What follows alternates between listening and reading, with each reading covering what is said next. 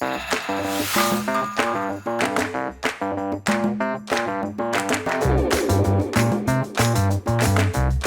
there, I am Katherine. And I'm Chelsey. And we're the dietitians here at Louisiana Blue. We are part of the care team and we coach members over the phone. We provide education that way, and we work with nurses, pharmacists, a behavioral health specialist, and we work with you to help with some of your chronic conditions. We provide education over the phone, and then we also get away from the phone and we get to do a little bit of this. Yes. So we're going to talk today about our 6 top most common questions that we get from our members. So the first one is, which fruit has the most sugar? And I'm going to say that there's not one fruit that's higher in sugar than others. It's all about the portion sizes. So like, for example, like a small banana or a half of a banana would say have the same amount of sugar or carbs as like a cup of berries would have. Correct. So it just kind of comes down to the portion sizes of everything. And you always have to remember that your fruit is a natural sugar. So it doesn't have any added sugar, and your fruit has so many benefits, all like the vitamins and minerals and fiber. And all that stuff really helps like regulate your blood sugar when you do have that piece of fruit. So it's just all about the portion and your serving size and how much of it that you eat and what you eat it with too. Yeah, I was just thinking that, because I was just thinking whenever you were saying that, how while it does make a great snack or even maybe a great breakfast, when we know that fruit is straight carbohydrates. There's no protein, there's no fat. So usually it is best if paired with something that has a protein or a fat. Think a string cheese, a spoonful of peanut butter, a boiled eggs. Yes, things like that. So, but if we're thinking about a snack, fruit is always better than a bag of chips or a bag of gummy bears or something. Right, an oatmeal pie. Correct. They're not created equal. Correct. So just because they both have carbs and sugar, they're completely different, and they react differently in your body. So eat your fruit and just pair it with a protein food and you'll be good to go. Yes, exactly. Perfect. So all fruit has sugar, no fruit has the most. It's the portion. Correct. All right, great. Okay, so question number 2. How can I eat healthy on a budget? Very hard question. I get it, because everything is expensive nowadays, but eating out is expensive. Fast food is expensive. Oh gosh. So, I mean, I feel feeding a family at home can be cheaper than getting that one meal out. The biggest thing I think is just planning, which is the hard part. So for example, maybe buying in bulk. If you see some chicken on sale, if there's pork chops on sale, if there's this big thing of ground meat on sale, let's say you're not going to cook it all, package it up and freeze it. Always know that you can buy not the off-brand, I don't know, the generic brand. Yeah. So if it's like frozen great value peas instead of the bird's eye or whatever, I mean, they're still just frozen peas, Right, for sure. Or different things like that. I mean, some things may be better quality when it comes to certain things, but if it's just a loaf of bread and you're fine with the good old great value wheat, go for it. Things like that. Yeah, and always check like the local grocery stores, like sale papers that come through like in the mail. So, like Albertsons usually has really good sales. Rouse's, just different local stores trying to find like their sale items, and kind of maybe even plan your meals out based off of like what's on sale that week. Sure too.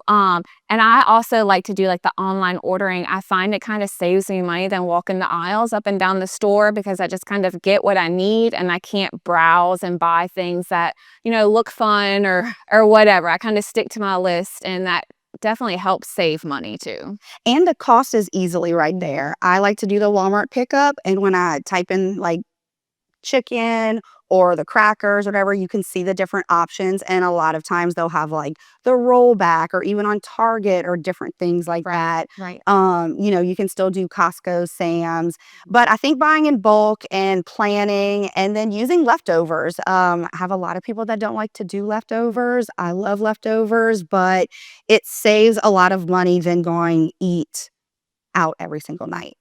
Just because it's organic or these gluten-free claims too, some of that can be expensive. So just remember, if you don't have to do that, like gluten-free or organic, some of that stuff can add up and it's not necessary. Like an organic banana, you're still going to peel it just like a non-organic banana. So maybe just get the regular. Yes. And my mom actually told me yesterday she bought a $6 bag of tortilla chips because they said they were gluten-free. And I was like, Mom, all tortilla chips are gluten-free.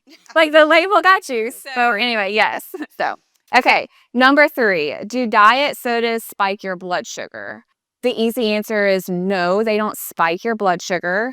I feel like anytime that you really eat or drink anything, your blood sugar might go up a little bit, but you're not going to get that spike like you would if you were to drink like a regular Coke or a regular Gatorade or all those sweetened beverages. Like when you have that, your blood sugar, starts low and then it just spikes really, really high. If it's a diet drink, then you're not going to get that spike in your blood sugar. And I know a lot of people don't like the sugar substitutes or they hear bad things about them.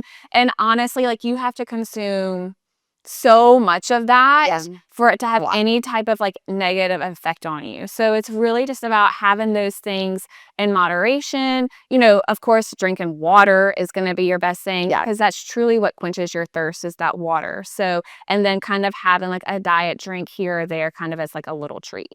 Yeah, I always like to say water, of course, is always best, but we might get a little bored with water throughout the day. So feel free to spice it up with a diet drink, or if you want some unsweet tea with a sugar substitute or a Crystal Light, something like that.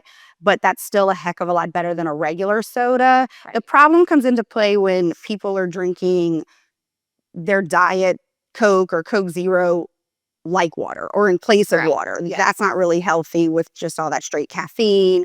And of course, it makes us go to the bathroom frequently, dehydrates us, this whole thing. So it's just more issues in that way, not necessarily that it's spiking our blood sugar. So, but one webinar I listened to a while ago now, but it said we had to consume like 40 or 35 or something packets a day of like Splenda for it to be of any, like that's like the tolerance. And I mean, most of us aren't really doing that. Next question. What about frozen meals? Okay, so lunch is a common meal that I try to, or that we help people with. And a lot of people, if they're out and about, they go run to the fast food place or eat at a lunch cafeteria or just go to the work vending machine and they're told not to have frozen dinners because of the sodium. Where I personally like frozen dinners because if we compare the sodium in the diet frozen dinners compared to getting, gosh, like Taco Bell, Whataburger. Right. And even like health separations like Chick-fil-A, Yes. I mean, if we're thinking about sodium, I pulled up a salad at Chick-fil-A for someone one time. Anyway, it was about 2,000 milligrams of sodium for the salad and the dressing and all that good stuff. Now, the deal is you got to make sure it's the diet frozen dinners, say Lean Cuisine, Healthy Choice, some of these ones like that, not the pot pies and the Stouffer's lasagna and stuff like that. Unfortunately, some of them can have up to 1,500 plus milligrams of sodium, higher in fat, things like that. So I think it's super easy to grab a frozen dinner, a piece of fruit, or a steamable vegetable or something, and you can go to work and do that. So is frozen dinners the best in the world? I mean, no, but is it the worst? No. Yeah. So like for somebody who has high blood pressure, we usually say stay like below 2,000 or around 2,000 milligrams of sodium a day. So that if you're thinking like a frozen meal, if you get like a healthier one, that usually has like I don't know, They usually have, like, 500, 600. 5 to 800, Yeah. depending, because I get them. Right. If you break it up, say like 2,000 divided by 3, because you do 3 meals a day, say like an easy number like 700. So Correct. stay underneath 700 milligrams of sodium for a meal and you're good to go. Exactly. So I'm pro frozen dinners. I think they're worth trying out. There is some other brands out there that is not just Healthy Choice or Lean Cuisine. And I always tell people Target has the biggest selection. Yeah. I really like going there and checking out some of their frozen dinners. So Yes. overall, frozen dinners are much better than going through a drive-through or maybe even a plate lunch place and getting some fried fish. For sure. Yeah, because they also usually have like your meat, your carb, and your vegetable. Yeah, so it's kind of like an all-in-one. Exactly. So yeah, they're great. I know. I like them. Okay. Should I eat 6 meals a day if I'm diabetic?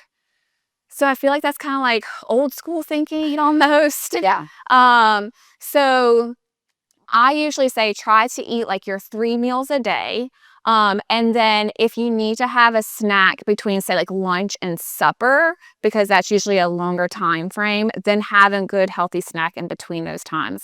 I like to say try not to go longer than, say, like 6 hours during the day without eating something. So and that kind of keeps your blood sugar like stable throughout the day. If you're constantly eating, then your blood sugar is constantly be going like up and down, up and down, up and down. So you want to try and stabilize your blood sugar by eating good, balanced meals. Yep, 3 meals a day. And then, if you need to have a snack, then definitely having that snack.